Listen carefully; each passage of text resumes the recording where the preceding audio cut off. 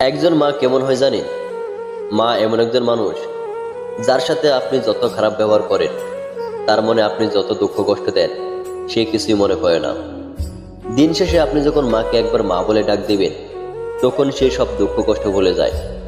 মায়ের মতো আপন এই দুনিয়াতে আর কেউ হয় না। আপনার অনেক আপনজন থাকতে পারে, অনেক ভালোবাসার মানুষ থাকতে পারে, কিন্তু আপনার মায়ের মতো আপন আর মায়ের মতো ভালো কেউ বাসবে না। দুনিয়ার সবার ভালোবাসার পেছনে একটা স্বার্থ থাকে, কিন্তু মায়ের ভালোবাসায় কোনো স্বার্থ থাকে না। কোনো স্বার্থ ছাড়াই ভালোবাসে একমাত্র মা। স্বার্থ যেদিন ফুরিয়ে যাবে, সেদিন আপনি আপনার প্রিয় মানুষের আসল চেহারা দেখতে পাবেন। সেই দিন সবাই আপনাকে ছেড়ে চলে যাবে, কিন্তু আপনার মা কোনোদিন আপনাকে ছেড়ে চলে যাবে না। আপনার মা সবসময় আপনার পাশে থাকবে এবং আপনার জন্য দোয়া করবে। আপনার বন্ধু বান্ধব আত্মীয় স্বজন সবাই আপনাকে ভুলে যাবে, কিন্তু আপনার মা কোনোদিন আপনাকে ভুলবে না, কারণ মায়ের ভালোবাসায় কোনো স্বার্থ নেই।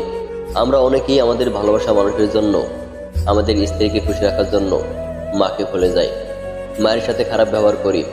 আপনার স্ত্রী আপনাকে অনেক ভালোবাসে। আপনি যদি কোনোদিন তার চাহিদা মেটাতে না পারেন, তার ভরণ পোষণ দিতে না পারেন, তাহলে সে আপনার সাথে থাকবে না, আপনাকে ভুলে যাবে।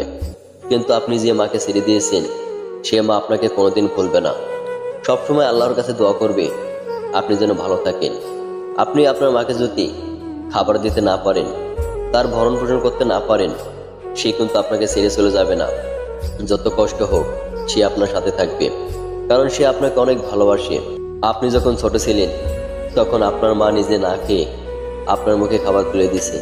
আপনি অসুস্থ হলে আপনার মা পাগল হয়ে যেত কিভাবে আপনাকে সুস্থ করা যায়। আপনাকে খুশি রাখার জন্য নিজের চাহিদা পূরণ না করে আপনার চাহিদা পূরণ করেছে। নিজে ছেঁড়া কাপড় পরেছে, কিন্তু আপনাকে নতুন কাপড় কিনে দিয়েছে।